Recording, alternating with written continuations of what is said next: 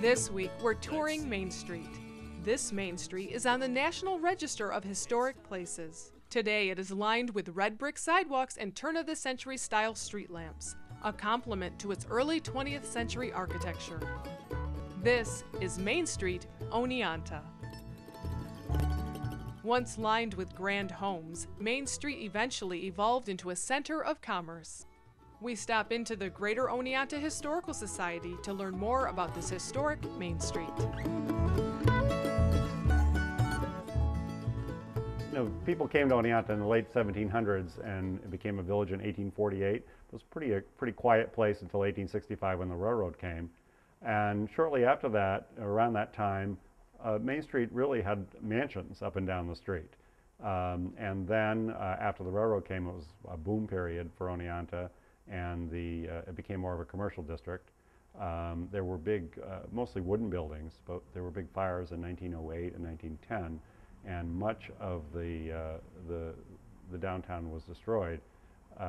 And that's why today we can see this pretty good consistency of buildings from the same time period of about 100 years ago, because those brick buildings were built in response to the destruction of the fires. Well, in 2002, this Main Street became a National Register Historic District, and because of the consistency of the age of the buildings. In response to that, and also because I hope because of the example we've set in the restoration of our facade, we've seen several area businesses making their buildings more architecturally authentic. To learn more about Oneonta's Main Street, pick up Mark Simonson's book, Oneonta Then and Now. The Society is open Saturdays from 10 to 4 and Tuesdays noon to 3 at 183 Main Street.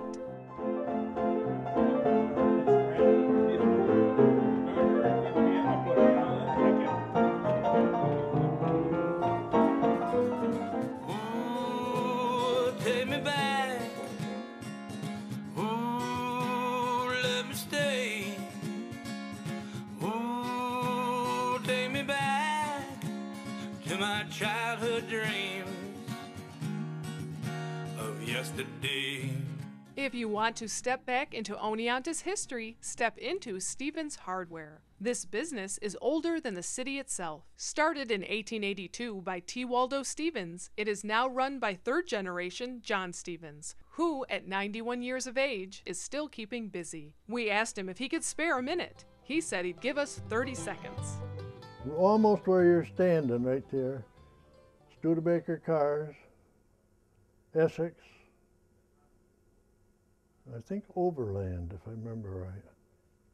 Then it was Outboard Motors, Thompson Boats, hardware. It was always hardware. The elevator right there went up to the tin shop.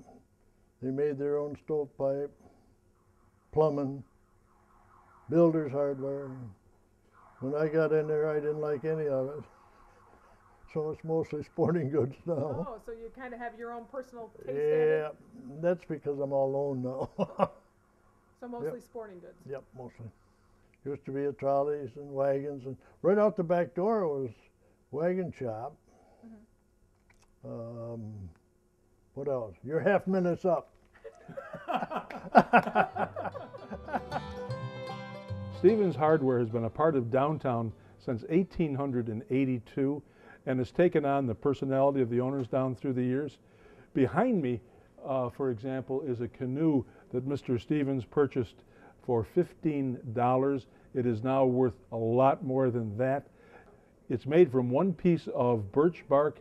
It was done in the 1940s, and it really is a museum piece.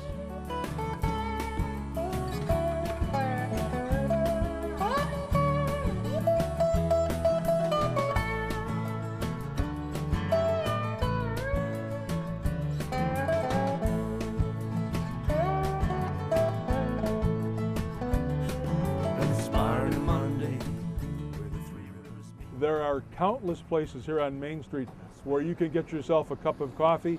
For example, you can come here to Capresso. I followed a group of kids in here and they told me that the best hot chocolate in town is right here. It's hot chocolate that is topped with chocolate whipped cream, which is then topped with chocolate sprinkles. So I'm going to go inside and give it a try. When I think of the places I've been and the people that I've met, it's really only a handful that I just can't forget. When you are touring Main Street, and if you're a bit cold, if you want to stop in to warm up, come in here to the Green Toad bookstore, get yourself a cup of coffee, and enjoy one of their thousands of books. Whether fate or destiny or plans from somewhere far. If you like used books, take a walk down the street to Rose and Laurel. This bookstore has some 10,000 books, everything from new ones to used and out of print. Little bit of love can make this life mean so much more.